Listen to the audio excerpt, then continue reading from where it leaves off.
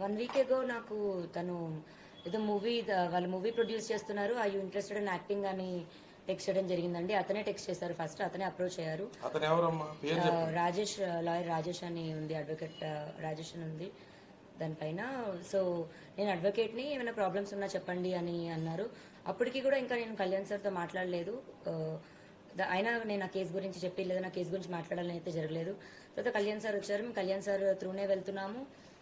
And నా case గురించి నేను మాట్లాడడమో, కేసు టేకప్ చేయాలనో, నా కేసు గురించి మాట్లాడాలి అని అయితే నేను అతనితో మాట్లాడలేదండి. మరి నేను ఫార్వర్డ్ చేసిన మెసేజ్ అందరికీ వచ్చినట్టే తనకే వెళ్ళింది. ఆ మెసేజ్ పంపించిన తర్వాత కూడా నేను అతనితో కాల్ కూడా ఏం మాట్లాడలేదు. పొద్దున లేచేసరికి నాకే షాకింగ్గా ఉంది.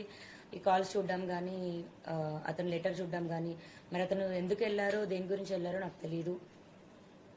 ఆయన నాతో మాట్లాడినప్పుడైతే నాకు చెప్పారు, అండ్ గ్రౌండ్స్లో నీ కేసు నిలవదు, నీకు అన్ని తప్పుడు సెక్షన్స్ పెట్టారు అనుకుంటూ అయితే నాకు చెప్పారు. అది మరి నేను బ్లాక్మెయిల్గా తీసుకోవాలో లేకపోతే నా మంచి కోరు చెప్పారో నాకు తెలియదు. నేను మంచి కోరుతున్నానని చెప్పుకుంటూనే నాకు ఆల్రెడీ డిప్రెస్డ్గా ఉన్న నేను ఇంకా మా మాటలకి ఇంకొంచెం నేను డిప్రెస్ అయ్యాను.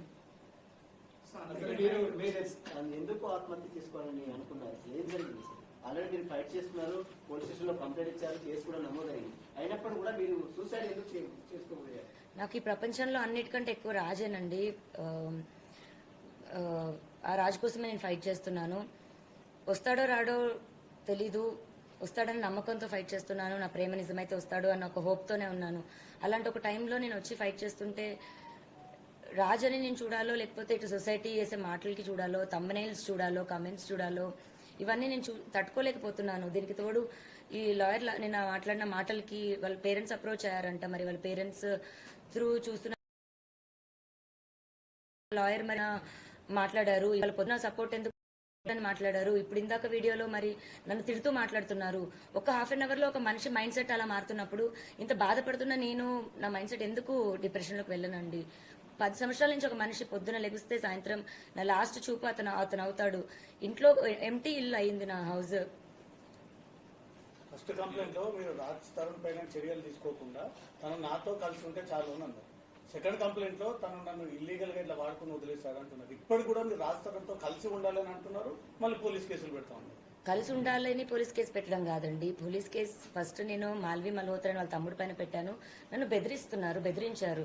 అది కూడా ఇంకా కంప్లైంట్ ఒక్కసారికి రాలేదండి. ఇప్పుడు వాళ్ళు ఉన్న 6 మంత్స్ అంటే నాకు విషయం తెలిసిన 6 నెలల తర్వాత ఇంకా నేను భరించలేక బయటికి రావడం జరిగింది.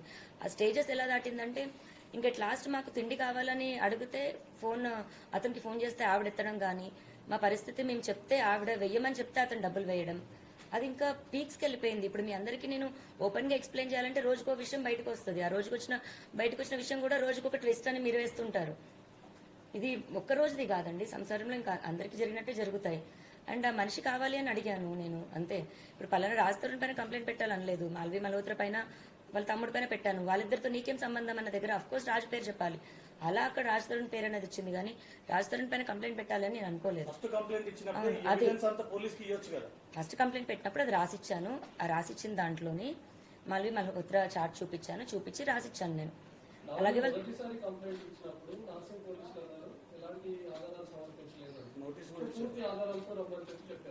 సెకండ్ టైం మీకు వెళ్ళినప్పుడు ఆల్మోస్ట్ ఒక 150+ ఫోటోగ్రాఫ్స్ ఎవిడెన్స్ అన్ని కూడా మీరు సబ్మిట్ చేసినట్టుగా తెలుస్తుంది.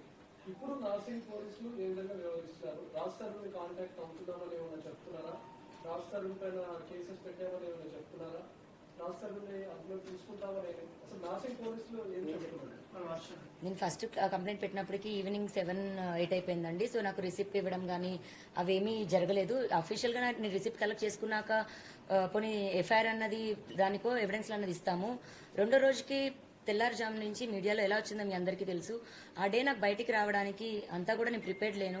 ఫస్ట్ నేను మీడియా ముందుకి అంత ప్రెస్ మీట్, ఇప్పుడు ఇంత ప్రెస్ మీట్ వచ్చినప్పుడు కూడా నేను ఎలా వణికాను అన్నది మీ అందరికీ తెలుసు. నేను కెమెరాస్కి అంత అలవాటు లేదు నాకు.